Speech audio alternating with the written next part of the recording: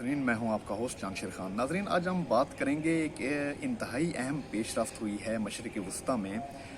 जो मुआहदा हुआ है इसराइल और यूएई के दरमियान, उस पर हम बात करेंगे। जिस दिन ये मुआहदा हुआ उसी वक्त जो डोनाल्ड ट्रंप हैं अमेरिकी सदर, उनकी एक ट्वीट आई। वो ट्वीट क्या थी मैं आपको पढ़ के सुनाता हूँ।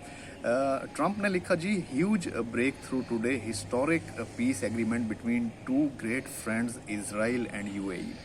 यानी दो एक ग्रेट जो फ्रेंड्स हैं इसराइल और यूएई, उनके उनके दरमियान एक तारीखी जो है वो मुआहदा हुआ है। इसके साथ साथ जो इसराइली वज़ीर आज़म है नेतन्याहू, उसका भी एक ट्वीट आया इसके ऊपर।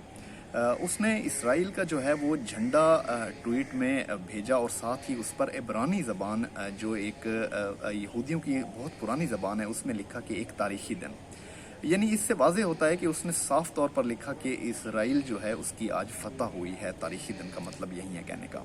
अब मैंने जब इस मुआहदे के नुकात जो हैं वो पढ़े, जो मैं आपके साथ अभी शेयर करूंगा, तो बहुत ही शौक हुआ। बड़े ही मेरे लिए तो बड़ा सैड दिन था, बड़ा शॉकिंग दिन था वो जिस दिन ये मुआहदा हुआ।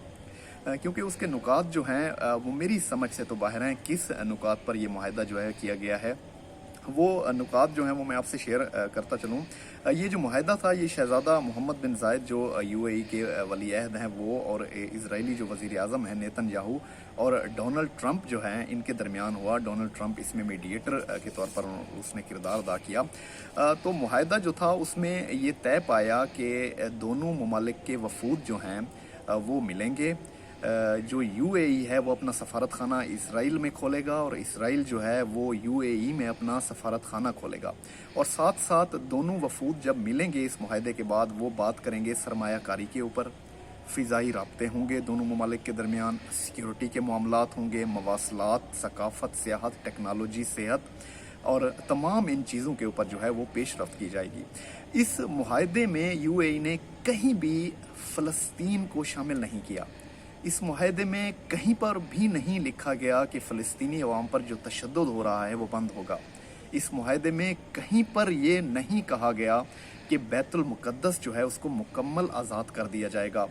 इस मुआहदे में कहीं नहीं है कि जो फ़लस्तीनी कैद हैं, जिन पर इसराइल जो है वो कैद करके उसने रखा हुआ है, उनको वो छोड़ देगा।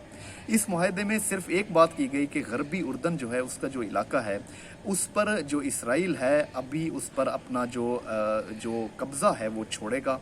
उस पर अपना जो उसको ज़म करने की बातें हैं वो ख़त्म कर देगा। सिर्फ इस बात पर मुआहदा किया गया, और उसके बाद उसको दिया क्या गया। यानी दोनों ममालिक के ताजर सरमायाकारी करेंगे एक दूसरे से।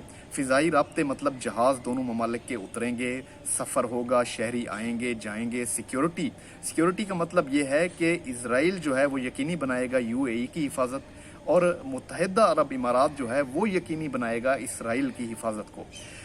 ये बात बड़ी हैरान कुन है और बड़ी अफसोसनाक है कि फ़लस्तीनियों को इसमें यकसर जो है वो भूल गए हैं। जो मुआहदा होना चाहिए था कि फ़लस्तीनी अवाम जो है उनकी सेहत पर तवज्जो दी जाए, फ़लस्तीनी अवाम का ख्याल रखा जाए, उनके हकूक़ का ख्याल रखा जाए, तो इस पर किसी किस्म की कोई बात नहीं हुई।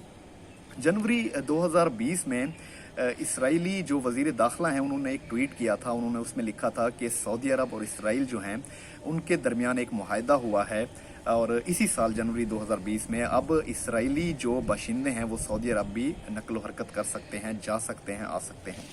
तो इसराइल जो है, जो ग्रेटर इसराइल का उसने ख्वाब देखा हुआ है, वो आहिस्ता आहिस्ता तेज़ी से उसकी जानिब जो है वो बढ़ रहा है। उसने तमाम अरब रियासतों को अपने ज़ेर तसल्लुत करने के लिए इक़दामात जो हैं वो बढ़ा दिए हैं, जिसकी एक पहली कड़ी है ये जो मुआहदा हुआ है यूएई का इसराइल के साथ। ये बड़ा खौफनाक है। इसमें ग्रेटर इसराइल की राह जो है उन्होंने हमवार की है। चाहता ये है इसराइल के तमाम अरब रियासतों पर अपना कंट्रोल कर ले और एक बड़ी जंग जो है वो लॉन्च करे मुसलमानों के ख़िलाफ़। तो बहुत ज़्यादा अफसोसनाक ये मुआहदा है। इसको जब मैंने पढ़ा, जब इसको देखा, तो काफ़ी ज़्यादा मुझे अफसोस हुआ। सिर्फ एक मुल्क है, इस्लामी मुल्क, जो अभी तक डटा हुआ है, वो पाकिस्तान है। उसने अभी तक अपने पासपोर्ट पर रखा हुआ है कि इसराइल का आप सफ़र नहीं कर सकते।